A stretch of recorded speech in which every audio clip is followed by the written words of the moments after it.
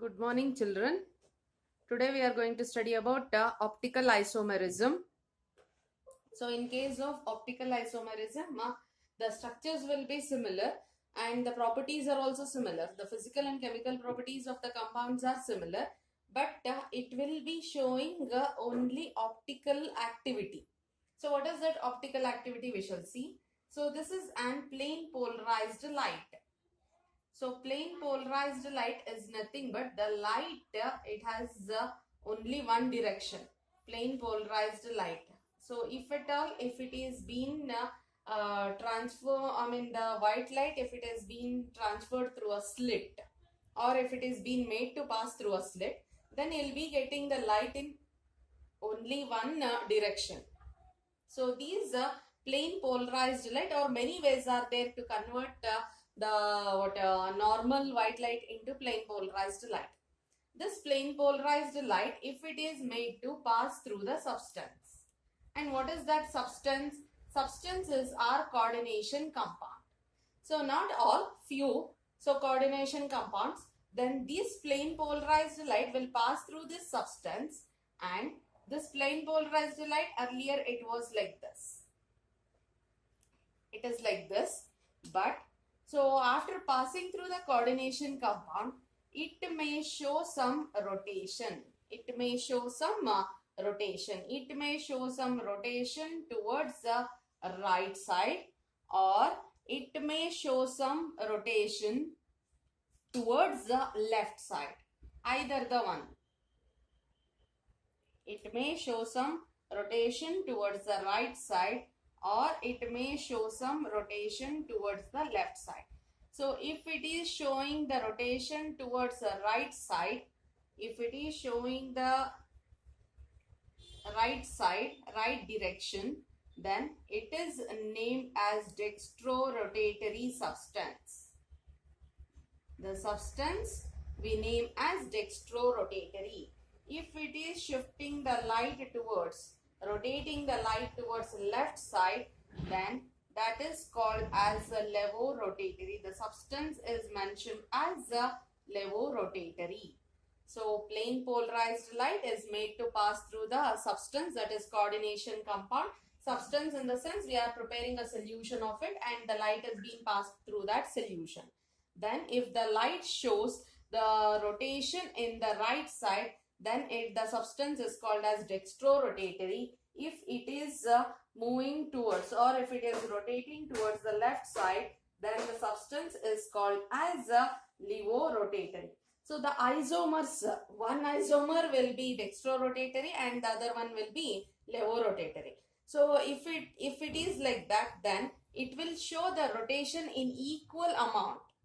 If it is showing the rotation, we can measure the angle here. We can measure the angle of rotation. So the angle of rotation will be equal but in opposite direction.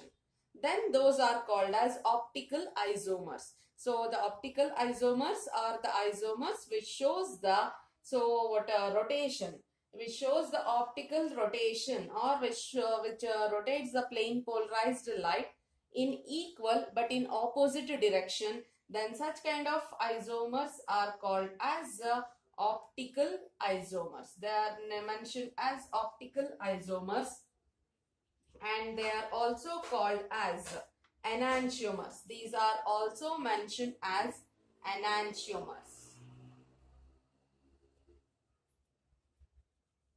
Optical isomers or enantiomers. So this is about a few things. So if at all, if the isomer, if it is being taken, the isomer, if it is being taken 1:1 mixture, one part of dextrorotatory and one part of equal in amount, one part of levorotatory, if it is being taken, that is the mixture of 1:1 mixture of dextro and levo. Then it is going to give zero rotation. Why it is going to give zero rotation? So the isomer, it is the mixture of dextro and levo. Dextro will rotate in right side, levo will rotate in left side, but in equal amounts. We have taken a mixture of this one and we are keeping that mixture here. So if at all, if it is kept here, so what a dextro will rotate in right side, levo will rotate in left side. So it cancels with one another and it gives a net zero rotation. Gives a net zero rotation, and that mixture is called as racemic mixture.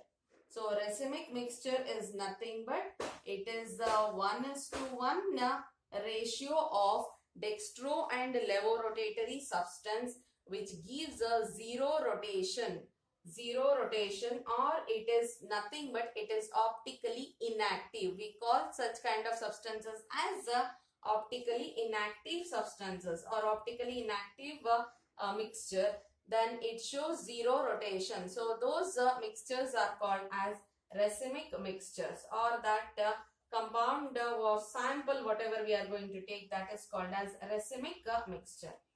So one more, this is about the few basic things regarding optical isomerism. So you need to remember enantiomers. Enantiomers are nothing but the isomers, optical isomers, which has the same amount of rotation or which shows same amount of optical rotation but in opposite direction.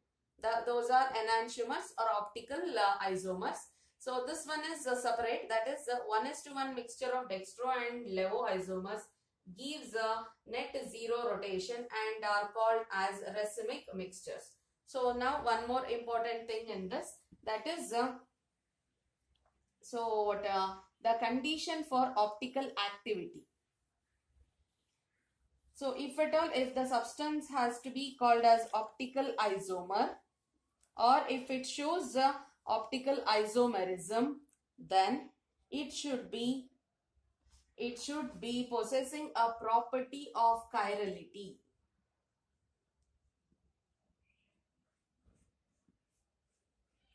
The necessary condition to show the optical isomerism for any substance is it should be possessing a property of chirality, or we can say that it should form non-superimposable mirror images. Non-superimposable mirror images. Non-superimposable mirror images are nothing but the mirror images should not be same. So if at all, if mirror images are not same, then they are called as optically active substances or optical isomers.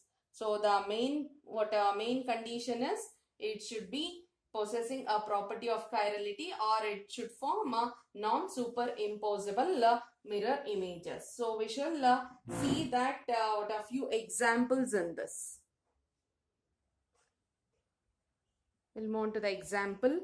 Complexes of type MAA3, where AA is nothing but already we have discussed, that is symmetrical bidentate ligand. So in this both the donor atoms, since it is an bidentate ligand, both the donor atoms will be same here. So this is the example we have taken, that is tris ethane 1,2 diamine, and it is cobalt 3 ion, the name of the complex. So we had written that one, observe properly. So this is the compound, So this compound, so this is a isomer of this one. That is nothing but it should form mirror image of it. Mirror image in the sense, that is, non-superimposable mirror image. So the mirror image, how we are going to check whether it is the exactly mirror image or not? What we are going to do is, this compound we have taken, that is just your imagination, you should do it. So we are checking whether it is a non-superimposable mirror image or not. That is non-superimposable mirror image in the sense it should not form mirror image. That's it. So that is if this compound is being taken and you are going to place above that, this compound exactly we are going to take and we are going to place that one above. It is not coinciding with this one. It is not coinciding with this one. Then those are called as non-superimposable mirror images. So that is the very simpler method to identify whether it is a non-superimposable mirror image or whether it is an optically active substance or not. Take this substance and just imagine that we are placing that one above it. So if at all, if they are coinciding, then they are mirror images. If they are not coinciding, then it is non-superimposable mirror image. Followed? So if at all, if you are keeping that one, then this part will come this side, this will be this side, and this will be this side. That means that it is not a non-superimposable mirror images. So now how we have drawn this one? How we have drawn this one is, the mirror image of this one is now this one. So this is the structure we have written. In this, mirror image of this one is this one. So mirror means we are keeping a mirror. So in the mirror, whatever the image comes, that is the structure. Superimposable is the structure we have written. Above that, if at all, if you are keeping one more structure, then it should not coincide. That is different and these are different. This is the mirror image we have written. So if it is in the right side, it will come to left side, or if it is in the left side, it will come to right side.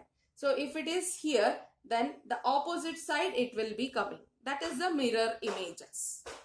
Followed? So first we have to write the mirror images. Then we should check whether they are same or not. If it is same, then it is not showing optical isomer. Then it is not an optical isomer.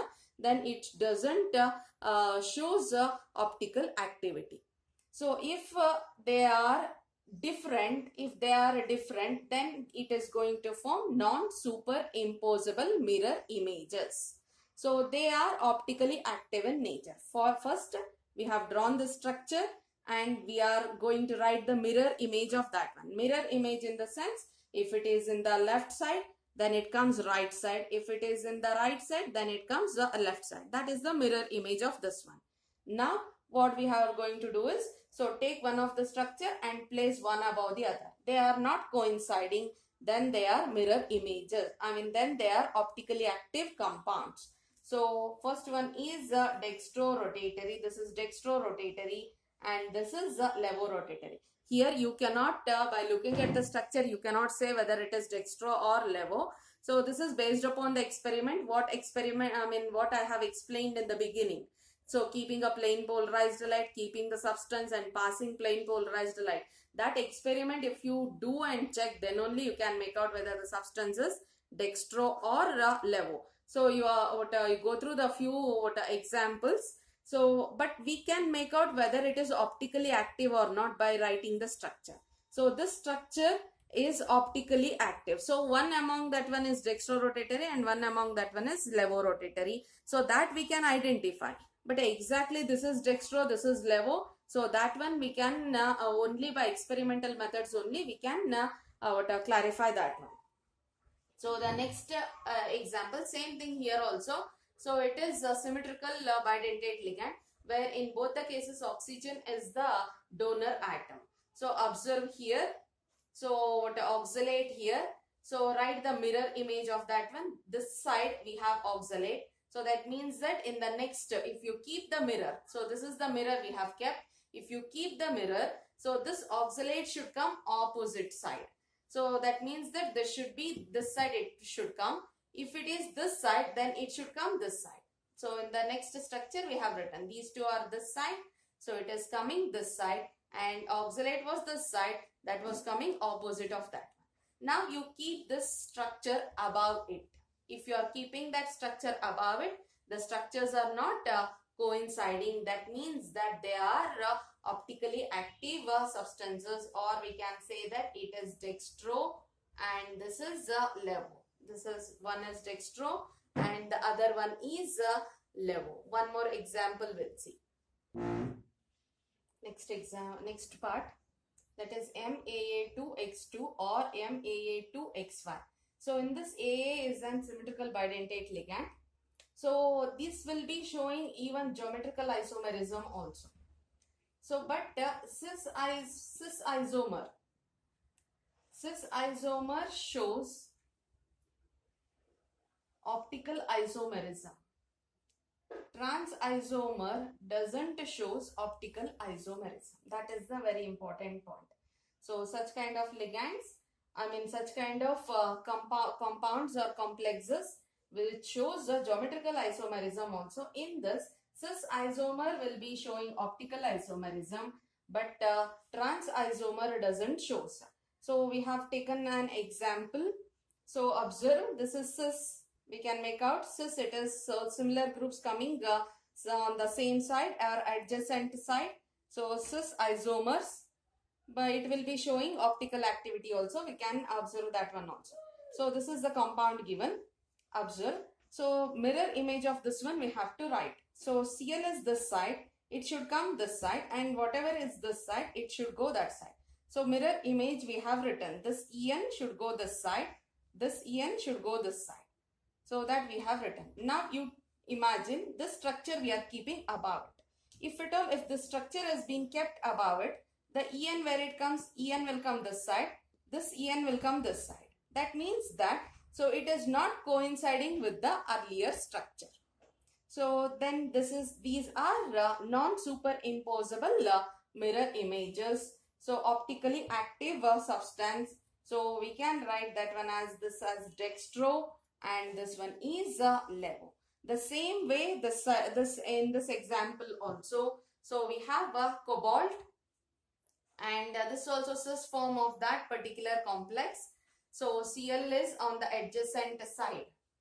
So En we have written, that is ethane 1,2 diamine. So this mirror image we have written, opposite side it is coming. Take this structure and place that above.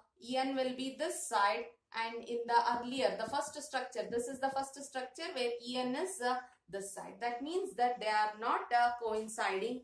They are different structures. So we can say that it is dextro and it is levo. So by looking at the structure, we can mention only whether they are non-superimposable mirror images or not. But we cannot assign dextro and levo. Dextro and levo is completely based upon the experimental facts. Next, we'll move on to the application of coordination compound. So in biological system, that is nothing but the chlorophyll. The pigment chlorophyll is responsible for the photosynthesis. That is an coordination compound of magnesium. In the beginning also, in our first class we have discussed. So in plants, so magnesium photosynthesis, it is responsible, or chlorophyll is an complex of magnesium. Likewise, hemoglobin, it is also an red color blood pigment. So where it is also an coordination compound of iron. So this is for chlorophyll. This is of iron is of hemoglobin. Likewise, vitamin B12, it is an cobaltamine it is. So likewise, we have a few in our biological system. Either it may be a plant system or it may be an human system. So we have coordination compounds present in our living systems. So the next one is qualitative analysis. So where the qualitative analysis, we are going to use EDTA as so in few titrometric analysis. So we have seen you are familiar with titrations. So that is the titrometric analysis will be coming across with the EDTA and DMG. So EDTA we are familiar with. So DMG is nothing but dimethyl glyoxime. So that is so these compounds will be used in case of qualitative analysis. Qualitative analysis. So EDTA has been actually used in the in case of titration with water. In the normal water, how many calcium ions and how many magnesium ions are there, whether it is acidic or basic in nature. To test that one, we are going to use EDTA as the titrant. Next one, it is coordination compounds are also being used as a catalyst. In some of the reactions, we are going to use that one as a catalyst. In the industrial process, mainly we are going to use that one. So that is one of the example we had taken. that is Wilkinson catalyst. Mark this one as important. For competitive it is important. Wilkinson catalyst, and the catalyst is this one. This is the catalyst of rhodium. So this catalyst is used for hydrogenation of alkenes. So in that particular reaction, that is the hydrogenation of alkenes, nothing but to an alkene we are adding hydrogens. So in that particular example or reaction, we are going to use what a Wilkinson catalyst, or the catalyst with an rhodium metal as the what a catalyst we are going to use there. So one of the very important point, that is cisplatin. Cisplatin is nothing but it is the coordination compound. So that coordination compound is being used for the treatment of cancer. That is, it inhibits, this compound inhibits the growth of tumor. So that's why it is being used as used in the treatment of cancer. So in case of metallurgy also we are going to use this coordination compound. So that is impure nickel is being converted as a complex. Impure nickel is being converted as nickel with what a carbonyl complex. We are going to we are going to convert that one. Then it will be converted as an pure nickel. So that is what, nothing but we are called that one as Mond's process here. So in metallurgy, that is the purification of metal we are doing. In that purification of metal, we are converting the nickel into a complex form. So that nickel we are going to purify into its purest form by using the Mond's process. So in few other applications are also there. In an photography also we are going to use this one, that is to develop the film. So where AGBR is there, so in the hypo solution AGBR will be there. So that AGBR won't come out, or it won't get dissolved also. So at the time we are going to add some sodium thiosulfate to it, and we are converting that into the coordination compound or complex compound. So by that we are going to remove that AGBR from the solution.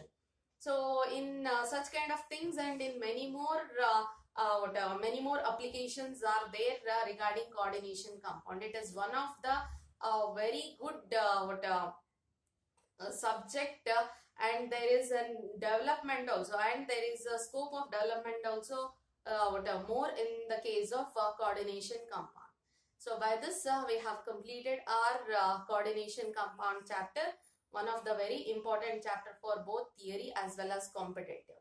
So go through this one properly. Thank you.